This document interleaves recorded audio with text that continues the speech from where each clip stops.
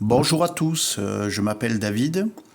Alors, je suis de foi chrétienne et j'échange régulièrement avec nos amis musulmans. Et voilà, chers amis musulmans, je vous salue et je vous bénis. Alors, dans les échanges, j'entends beaucoup d'arguments sur la foi chrétienne. Alors, évidemment, j'entends des bons arguments. Certains de nos amis musulmans sont bien renseignés, mais pour d'autres, j'entends des oppositions et même des caricatures. Alors, des fois, j'entends dire des choses qu'on ne croit même pas et qu'aucun chrétien ne peut accepter. Et c'est un petit peu pour ça que je fais cette série de vidéos pour répondre à nos amis musulmans. Donc voilà, je veux vous répondre un petit peu. Et la première de ces vidéos, c'est est-ce que la Bible est falsifiée? Parce que ça, c'est quelque chose que j'ai entendu des centaines de fois. Et puis, j'ai pu quand même noter tout autant de fois que personne n'a pu me dire quand, comment, où et par qui la Bible aurait été falsifiée. Je n'ai jamais reçu la moindre preuve que nos écrits auraient été falsifiés. Alors, aujourd'hui, je vais répondre à cette affirmation et je vais le faire avec des arguments et même avec des preuves incontestables. Alors, d'abord, je veux commencer par la Bible. Qu'est-ce que la Bible ? Alors, le mot Bible, ça veut dire bibliothèque. C'est un ensemble de livres. Il faut savoir que la Bible, c'est un ensemble de 66 livres qui comportent la Torah, les livres historiques, les livres poétiques, les psaumes, les livres prophétiques, les évangiles, les actes, les épîtres et l'Apocalypse. Il faut savoir qu'aucun autre livre au monde ne peut soutenir la comparaison avec ce livre-là. Tout simplement parce qu'elle a été écrite pendant 1600 ans par plus de 40 auteurs différents et qui ne se connaissaient évidemment pas. Et tous inspirés d'une seule source, le Créateur, Dieu.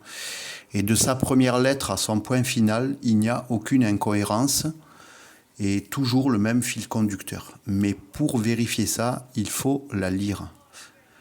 Et justement, tous ceux qui la lisent savent qu'à travers ce livre, Dieu parle et agit en nous. Et il faut savoir que la Bible comporte plus de 2000 prophéties et une très très grande partie de ces prophéties s'est accomplie. Alors je vais prendre un seul exemple ici, c'est la ville de Tyr dans l'actuel Liban. La Bible dit que cette ville allait devenir un roc dénudé. Eh bien c'est arrivé et elle a été rebâtie ailleurs. On a même un érudit qui a calculé cette prophétie et qui a dit qu'elle n'avait qu'une chance sur 2000 de s'accomplir. Donc autrement dit, c'est impossible à prévoir humainement ça. Et si la source de cette prophétie est bien divine, elle est fiable, évidemment. On ne pourrait même pas en douter. Alors le même érudit a calculé que ce grand nombre de prophéties qui se sont accomplies n'avaient qu'une chance sur 12 milliards. Ce qui valide, à mes yeux, très clairement l'inspiration divine du texte biblique. Et si la Bible ne s'est pas trompée sur le passé, elle ne se trompera pas non plus pour l'avenir. Alors il faut savoir que dans la Bible, Dieu lui-même dit qu'il préserve sa parole. On va lire quelques passages qui précisent ça. Luc 24, 27, alors commençant par les livres de Moïse et parcourant tous ceux des prophètes, Jésus leur expliqua ce qui se rapportait à lui dans toutes les Écritures. Jean 5, 39, vous étudiez avec soin les Écritures parce que vous êtes convaincus d'en obtenir la vie éternelle. Or, précisément, ce sont elles qui rendent témoignage de moi. 1 Pierre 1, 24, en effet, il est écrit « Tout homme est pareil à l'herbe, et toute sa gloire comme la fleur des champs. L'herbe se dessèche et sa fleur tombe. Mais la parole du Seigneur subsiste éternellement. Or, cette parole, c'est l'Évangile qui vous a été annoncé. » Jérémie 1, 12, et l'Éternel me dit « Tu as bien vu, car je veille sur ma parole pour l'exécuter. Psaume 119, verset 160, « Le fondement de ta parole est vérité, et toutes les lois de ta justice sont éternelles. » Ésaïe 40, verset 8, « Oui, l'herbe se dessèche, et la fleur se flétrit, mais la parole de notre Dieu subsistera toujours. » Il faut savoir aussi que Dieu met en garde tous ceux qui voudraient altérer sa parole. Deutéronome 4, verset 2, « Vous n'ajouterez rien à la parole que je vous commande, et vous n'en retrancherez rien, mais vous observerez les commandements de l'Éternel, votre Dieu, tels que je vous les donne. » Apocalypse 22, verset 18, « Je le déclare à quiconque entend les paroles de la prophétie de ce livre. Si quelqu'un y ajoute quelque chose, Dieu le frappera des fléaux décrits dans ce livre. Et si quelqu'un retranche chaque chose des paroles du livre de cette prophétie, Dieu retranchera sa part de l'arbre de vie et de la ville sainte décrits dans ce livre. » Alors il faut savoir aussi autre chose, c'est que tous les livres de la Bible sont inspirés et validés par Dieu lui-même.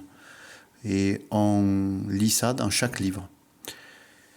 Je veux juste faire une image pour ce qui est de l'inspiration, parce que régulièrement j'ai pu entendre que la Bible a été écrite par les hommes et que c'est pas Dieu que c'est pas un ange par exemple qui a dicté comme dans le Coran. Alors je prends cet exemple régulièrement. Un jour j'ai postulé pour un emploi, donc j'ai envoyé mon CV dans l'entreprise en question et 15 jours après on m'a répondu. Alors bonjour cher monsieur, nous avons bien reçu votre candidature, mais nous ne l'avons pas retenue. Voilà. Alors ça, c'était signé du directeur. Mais est-ce que c'est le directeur de cette entreprise, qui était une énorme entreprise, qui écrit les lettres dans l'entreprise? Bien sûr que non, c'est la secrétaire qui le fait. Et pour la Bible, on peut appliquer le même schéma. L'homme a été le secrétaire, mais c'est bien Dieu qui a inspiré les textes. Et ça, c'est quelque chose qui est très très important à comprendre. Alors, il faut savoir que dans tout l'Ancien Testament, on trouve 351 prophéties accomplies par Jésus dans le Nouveau Testament. Ce que je veux dire, c'est que si le Nouveau Testament a été falsifié, alors l'Ancien Testament l'est aussi, puisque l'Ancien prévoit ce qui est écrit dans le Nouveau. On peut dire aussi que si l'Ancien Testament est faux, alors le Nouveau Testament est faux aussi. Puisqu'il aurait témoigné de quelque chose qui n'aurait pas été prophétisé dans l'Ancien Testament. Or, le problème, c'est qu'on trouve dans l'Ancien Testament énormément de prophéties, donc 351, pour pas reciter, qui s'accomplissent dans le Nouveau. Alors, où est-ce que je veux en venir en disant ça? Ben, c'est simple. C'est que soit tout le texte biblique est vrai, soit tout le texte biblique est faux. Et j'entends par texte biblique Ancien plus Nouveau Testament. Maintenant, si tout le texte biblique est faux, alors on va être obligé d'admettre que le Coran est faux aussi, puisque le Coran valide 34 fois le texte biblique. Et ça, on va le voir un petit peu plus loin.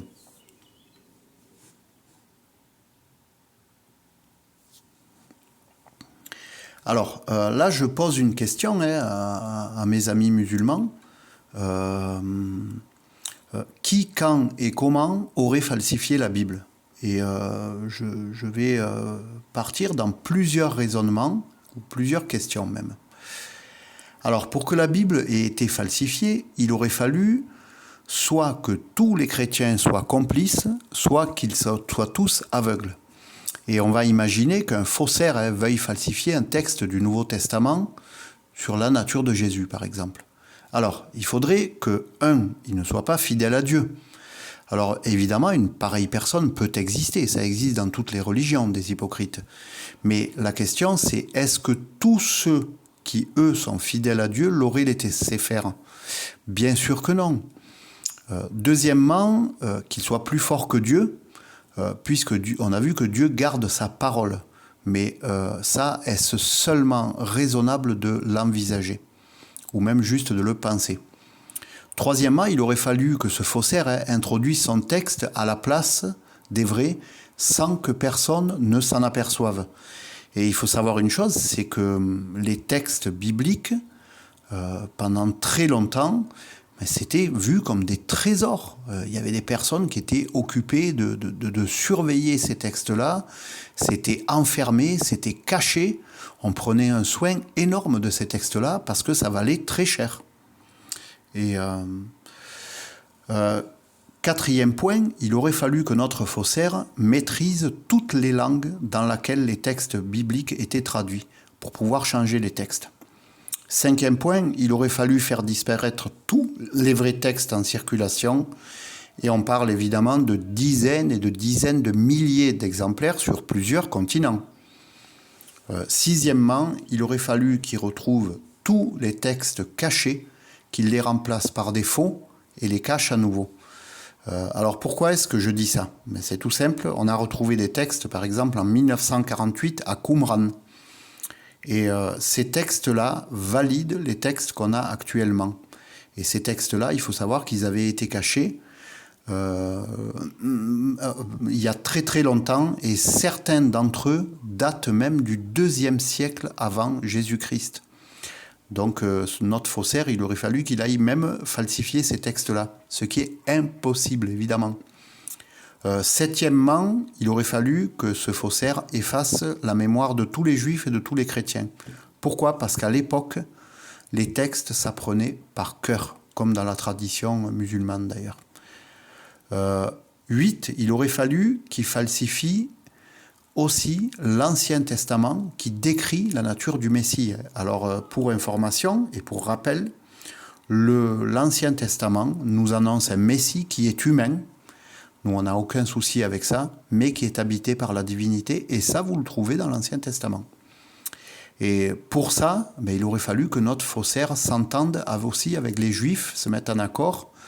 Et ça, je peux dire une chose, les amis, c'est que ça ne s'est jamais vu à ce jour. Un chrétien et un juif qui s'entendent ensemble sur les Écritures, et encore plus pour falsifier les Écritures. 10e chose, il aurait fallu que notre faussaire aille aussi falsifier le Coran. Alors pourquoi? Tout simplement parce que le Coran valide 34 fois l'écrit biblique. Alors, en raisonnant simplement, on voit bien que cette falsification, en réalité, elle aurait été impossible, ou même à tout un groupe. Alors, à la limite, un remplacement des textes originaux aurait été possible, mais dès les premiers jours, voire les premières semaines ou les premiers mois de leur rédaction. Et pour ça, il aurait fallu supposer aussi que Dieu le laisse faire. Mais ça, pour nous, chrétiens, c'est inenvisageable qu'un être humain puisse changer les paroles de Dieu. Et il faut savoir qu'à l'époque où le Coran valide la Bible, trop de Bibles étaient déjà en circulation pour pouvoir toutes les remplacer et les falsifier. Et on est bien d'accord avec ça. Alors là maintenant, je vais apporter un argument scientifique pour valider le texte biblique, c'est l'archéologie. Alors là, on est dans un domaine scientifique, c'est un domaine où on peut prouver les choses, on n'est pas dans le dogme, dans la doctrine, dans la croyance ou dans l'opinion. Ici, c'est la science qui parle. Et il faut savoir que l'ensemble des archéologues valident les textes qui ont été retrouvés au fur et à mesure du temps, comme des textes qui sont fidèles à ce qu'on lit aujourd'hui. Et l'archéologie confirme incontestablement la Bible par des manuscrits, et tous ces arguments sont vérifiables bien sûr. Alors je vais donner une liste de textes pour que vous puissiez aller vérifier vous-même, chers amis musulmans. Alors on a le Codex Vaticanus. Alors codex, ça veut dire livre en gros. À une époque, les textes étaient mis par parchemin, mais pour aller lire ce qu'il y avait au bout du parchemin, il fallait tout dérouler. Et des personnes ont eu l'idée d'assembler les pages les unes sur les autres. Ça donnait un accès plus rapide. Alors, ce Codex Vaticanus, il est du IVe siècle, et lui, il contient tout l'Ancien Testament et tout le Nouveau Testament. Le Codex Sinaiticus, qui est aussi du IVe siècle, qui contient la totalité du Nouveau Testament et une partie de l'Ancien Testament. On a le Codex Alexandrinus du 5e siècle, qui a la majorité de l'Ancien et du Nouveau Testament. Ensuite, on a retrouvé beaucoup de papyrus, le P46 du 3e siècle, qui est un fragment de la lettre aux Romains. Le P66 du 3e siècle, qui est un fragment de l'évangile de Jean. Le P52 du 2e, un fragment de l'évangile de Jean aussi. Le P90 du 2e, un autre fragment de l'évangile de Jean. Le P98 du 2e, qui est un fragment de l'Apocalypse. Le P104 du 2e siècle, un fragment de l'évangile de Matthieu, c'est le chapitre 21.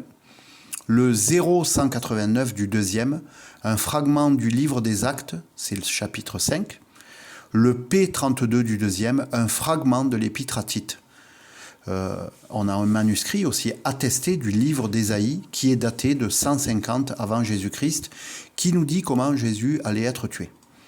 Donc les 870 manuscrits donc de la vallée de Qumran, qui ont plus de 2000 ans pour certains, hein.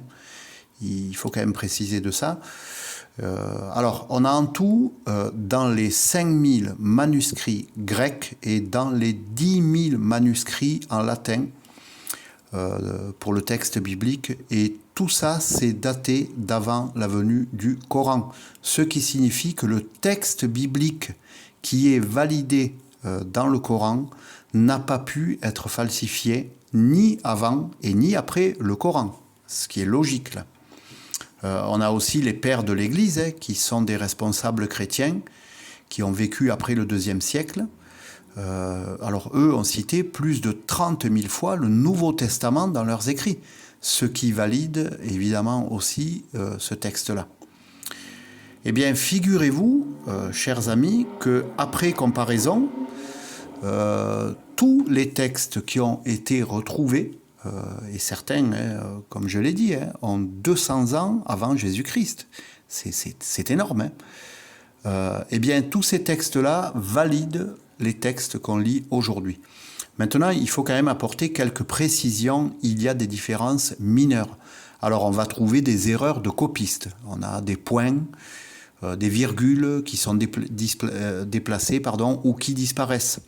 On a des termes aussi qui sont changés. Par exemple, roi, c'est remplacé par souverain. Fils par enfant, ville par cité. Voyez un petit peu le genre de changement qu'il y a.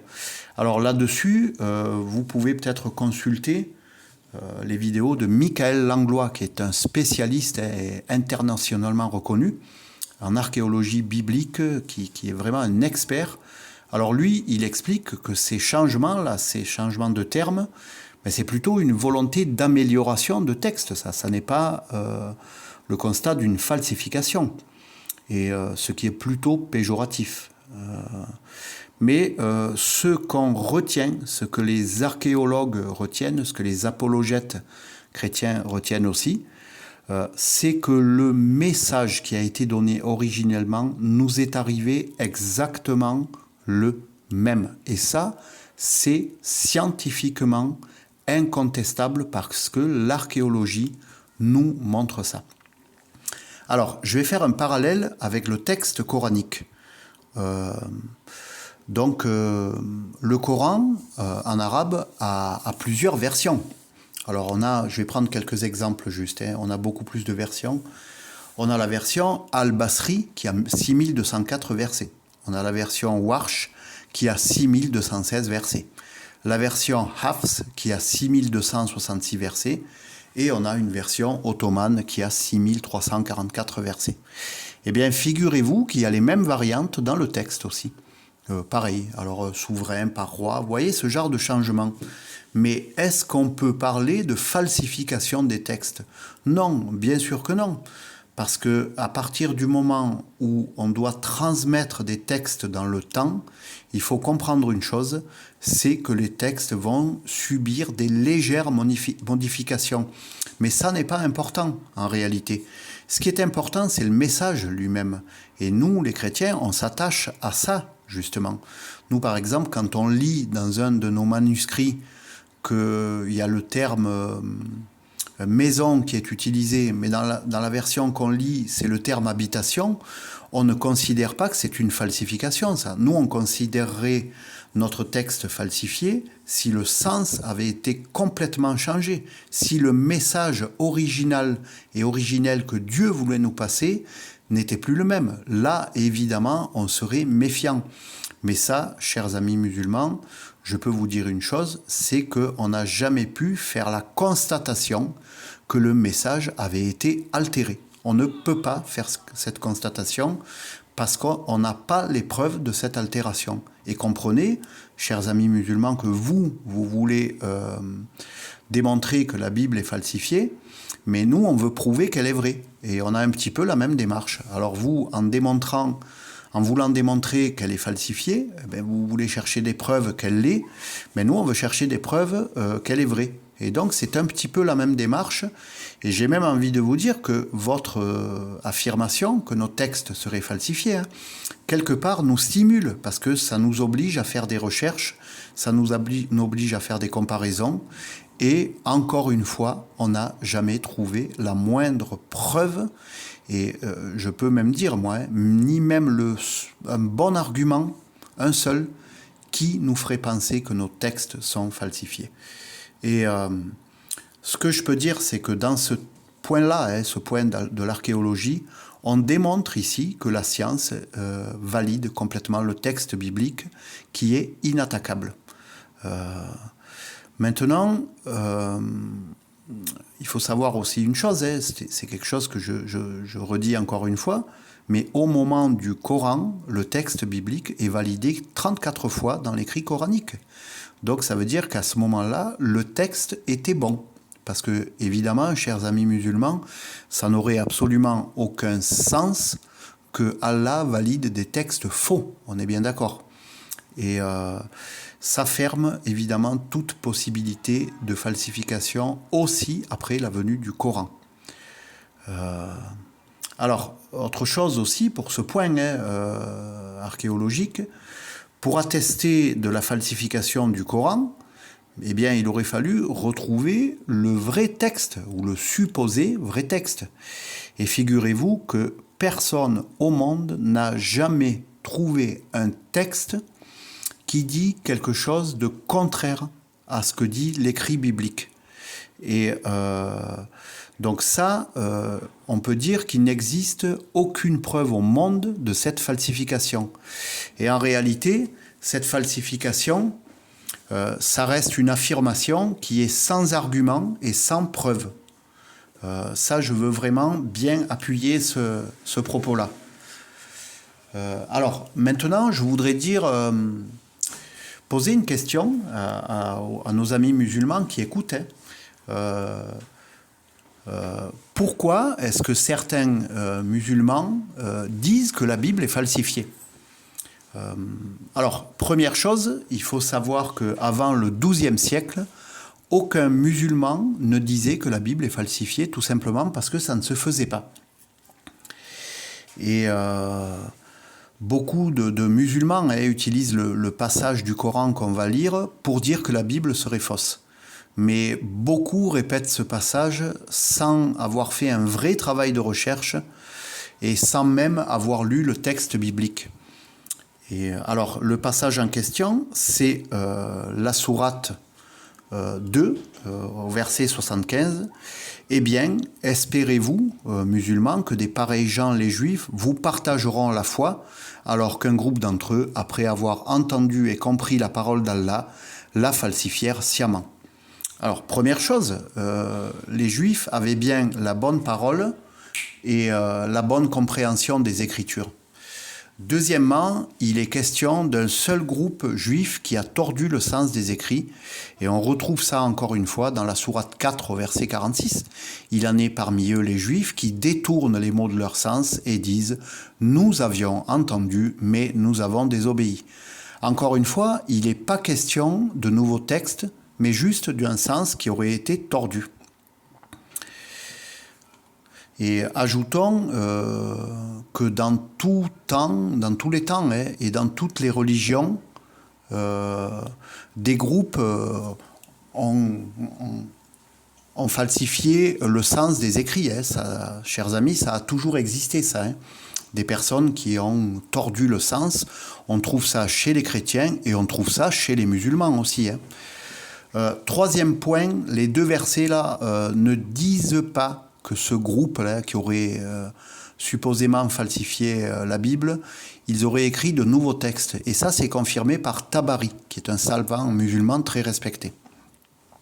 Donc la vraie question, c'est de comprendre sur quoi repose cette théorie de la falsification de la Bible. Et pour les musulmans, le Coran est la parole de Dieu. Alors, on va lire quelques passages pour voir si cette théorie vient d'Allah ou vient des hommes. Sourate 3, verset 3. Il a fait descendre sur toi le livre avec la vérité, confirmant les livres descendus avant lui. Et il fit descendre la Torah et l'Évangile. Sourate 3, verset 48. Et Allah lui enseignera l'écriture, la sagesse, la Torah et l'Évangile. Sourate 3, verset 50. Et je confirme ce qu'il y a dans la Torah révélée avant moi, et je vous rends licite une partie de ce qui était interdit. Et j'ai certes apporté un signe de votre Seigneur. Craignez Allah, donc obéissez-moi. Sourate 3, verset 184. Si il te, donc Mohammed entre parenthèses, traite de menteur, des prophètes avant toi ont certes été traités de menteurs. Ils étaient pourtant venus avec les preuves claires, les psaumes et le livre lumineux. Sourate 4, verset 136. Ô les croyants, soyez fermes en votre foi en Allah, en son messager, au livre qu'il a fait descendre sur son messager et au livre qu'il a fait descendre avant. Quiconque ne croit pas en Allah, en ses anges, en ses livres, en ses messagers, et au jour dernier s'égare loin dans l'égarement. Sourate 5, verset 46. Et nous avons envoyé auprès d'eux Jésus, fils de Marie, pour confirmer ce qu'il y avait dans la Torah avant lui. Et nous lui avons donné l'évangile où il y a guide et lumière pour confirmer ce qu'il y avait dans la Torah avant lui. Et un guide et une exhortation pour les pieux. Sourate 5, verset 47. Que les gens de l'évangile jugent d'après ce qu'Allah y a fait descendre. Et ceux qui ne jugent pas d'après ce qu'Allah a fait descendre, ceux-là sont des pervers. Sourate 3, verset 65. Ô gens du livre, pourquoi disputez-vous au sujet d'Abraham alors que la Torah et l'évangile ne sont descendus qu'après lui? Ne raisonnez-vous donc pas? Sourate 5, verset 66. S'ils se conformaient aux préceptes de la Torah, de l'Évangile et du livre révélé par leur Seigneur, ils jouiraient de tous les bienfaits du ciel et de la terre. Certains parmi eux sont justes, mais nombre d'entre eux ont une attitude condamnable. Sourate 5, verset 68. Dis aux gens du livre, vous ne tenez sur rien tant que vous ne vous conformez pas à la Torah et à l'Évangile, et à ce qui vous a été descendu de la part de votre Seigneur. Et certes, ce qui t'a été descendu de la part de ton Seigneur va accroître beaucoup d'entre eux en rébellion et en mécréance. Ne te tourmente donc pas pour des gens mécréants. Alors, en vérité, chers amis musulmans, on a en tout 34 passages qui valident très clairement la Torah, l'Évangile, les psaumes, les prophètes, donc ce qu'ils ont écrit aussi. Et il y a un passage aussi qui valide les apôtres, et ça valide donc leurs écrits, évidemment, aussi. Et tout ça, c'est à disposition dans un commentaire de la vidéo. Alors, on va lire aussi dans le Coran que personne ne peut changer les paroles d'Allah. Sourate 6, verset 34. Certes, des messagers avant toi ont été traités de menteurs, ils endurèrent alors avec constance d'être traités de menteurs et d'être persécutés jusqu'à ce que notre secours leur vînt. Et nul ne peut changer les paroles d'Allah. Et il t'est parvenu une partie de l'histoire des envoyés. Sourate 6, verset 114. Chercherai-je un autre juge qu'Allah alors que c'est lui qui a fait descendre vers nous ce livre bien exposé? Ceux auxquels nous avons donné le livre savent qu'il est descendu avec la vérité venant de ton Seigneur. Ne sois donc point du nombre de ceux qui doutent. Sourate 18, verset 27. et récite ce qui t'a été révélé du livre de ton Seigneur. Nul ne peut changer ses paroles et tu ne trouveras en dehors de lui aucun refuge. Sourate 10, verset 64. Recevront la bonne nouvelle en ce monde et dans la vie future, et la parole d'Allah est immuable. Ce sera pour eux la félicité suprême. Sourate 10, verset 62. En vérité, les bien-aimés d'Allah seront à l'abri de toute crainte et ils ne seront point affligés. Ceux qui croient et qui craignent Allah, il y a pour eux une bonne annonce dans la vie d'ici-bas comme dans la vie ultime. Il n'y aura pas de changement aux paroles d'Allah. Voilà l'énorme succès. Alors, chers amis, des passages du Coran où il est écrit que personne ne peut changer les paroles d'Allah, je peux vous en lire des dizaines. Alors, on vient de lire aussi, dans la première série de passages que j'ai lus, que la Torah et l'Évangile viennent bien d'Allah.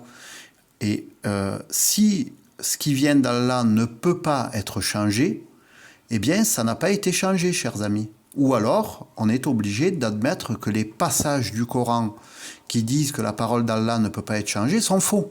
Mais est-ce que vous, chers amis musulmans, vous pouvez penser ça ? Alors, avec tous ces passages, on note trois choses.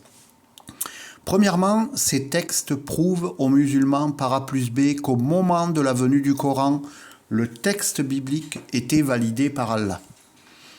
Deuxièmement, Allah contredit directement plus de 34 fois très clairement ceux qui accusent la Bible de falsification. Troisièmement, ceux qui affirment la falsification de la Bible traitent donc de mensonges les paroles qu'Allah a données. Et là, je vous propose, chers amis musulmans, de lire deux versets. Sourate 6, verset 39. « Et ceux qui traitent de mensonges nos versets sont sourds et muets. Dans les ténèbres, Allah égare qui il veut et il place qui il veut sur un chemin droit. Dis, informez-moi si le châtiment d'Allah nous vient ou que nous vient l'heure. Ferez-vous appel à un autre qu'Allah si vous êtes véridique. » Sourate 7, verset 182. « Ceux qui traitent de mensonges nos versets, nous allons les conduire graduellement vers leur perte par des voies qu'ils ignorent. » Certains vont nous dire que la Bible a été falsifiée après la venue du Coran. Mais ça, chers amis musulmans, ça ne tient pas la route non plus. Et on va voir pourquoi. Premièrement, pourquoi Allah aurait demandé aux musulmans de lire des livres qui allaient être falsifiés ? Ça n'a absolument aucun sens. Et ça peut signifier aussi que les 34 passages qui valident la Torah, les psaumes, les prophètes et les évangiles ne sont plus la parole de Dieu. Et est-ce que cela se peut ? Est-ce qu'on peut envisager quelque chose comme ça ? Peut-on aussi dire que la Torah, les psaumes, les prophètes, les évangiles, est-ce qu'ils ont été abrogés ? Mais on n'a aucune des 4 écoles que je sache, ou aucun savant qui ne dit ça. Deuxièmement, au moment de la venue du Coran, la Bible circulait déjà depuis au moins 300 ans au milieu de dizaines de millions de chrétiens et de milliers d'églises sur plusieurs continents. Et pour la falsifier, j'ai déjà un peu apporté cet argument, il aurait fallu retirer tous les exemplaires en circulation et les remplacer par des faux. Croyez-vous sincèrement que les chrétiens qui craignent Dieu auraient accepté une telle chose ? Est-ce que vous pensez vraiment que les églises, les responsables d'églises auraient accepté quelque chose comme ça ? Bien sûr que non. En plus, historiquement parlant, on n'a jamais entendu parler d'un moment où des Bibles auraient été retirées en masse puis remplacées par des fausses. Troisième point, si la Torah et l'Évangile viennent bien d'Allah, comme le Coran le dit, et s'ils sont bien falsifiés, comme les hommes le disent, alors ça veut dire que l'humain a été plus fort qu'Allah. Et là, on peut vraiment s'interroger sur quel genre de Dieu est cet Allah qui est incapable de garder sa parole intacte. On rappelle quand même que le Créateur, est tout puissant, que sa puissance, personne ne peut dépasser sa puissance, que personne ne peut changer les décrets qu'il a annoncés et que personne ne peut être plus fort que lui. Quatrièmement, des manuscrits datés au carbone 14, donc datés précisément, et déclarés fidèles, conformes au texte actuel, prouvent que le texte biblique qui existait au moment où le Coran est venu est valide. Donc ça valide aussi automatiquement le texte biblique qui a subsisté après la venue du Coran.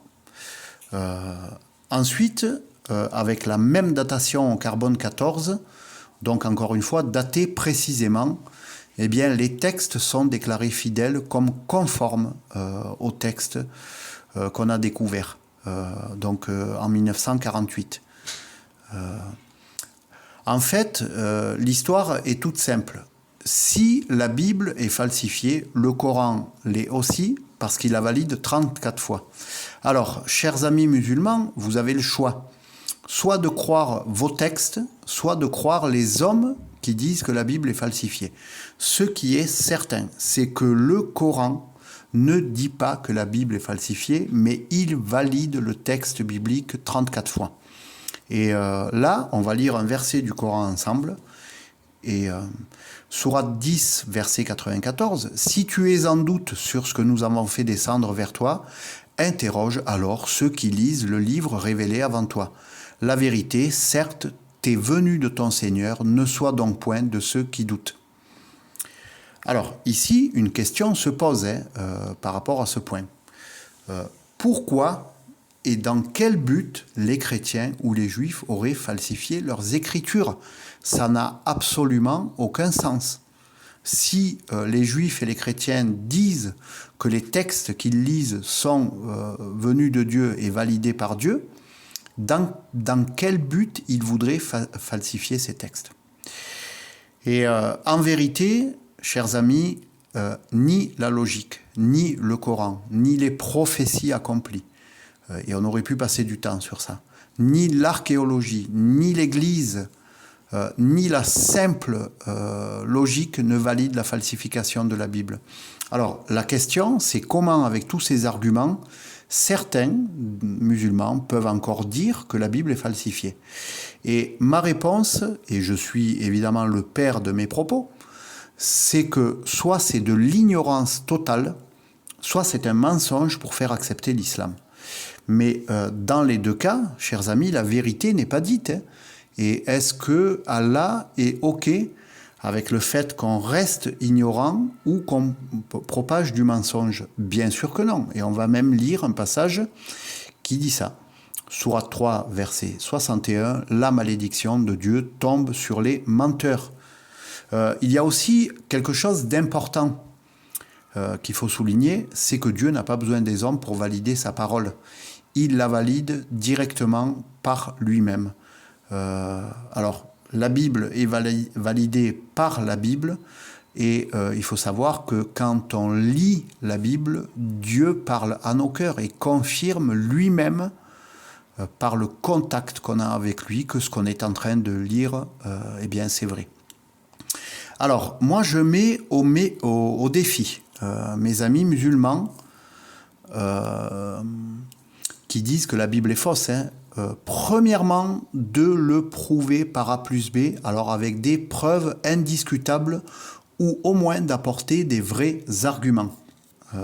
Deuxièmement, de prier, puis de lire avec un cœur ouvert, et vous pouvez le faire, puisqu'elle est validée 34 fois par le Coran, et après la lecture, de venir dire non, tout ce que j'ai lu, c'est faux. Et voilà un petit peu ce que je voulais apporter sur cette supposée falsification de la Bible. Et je vous rappelle encore une fois que dans un commentaire de la vidéo, vous aurez les 34 passages qui valident incontestablement pour un musulman le texte biblique, puisque le Coran valide 34 fois le texte biblique. Et je vous dis à bientôt pour une prochaine vidéo.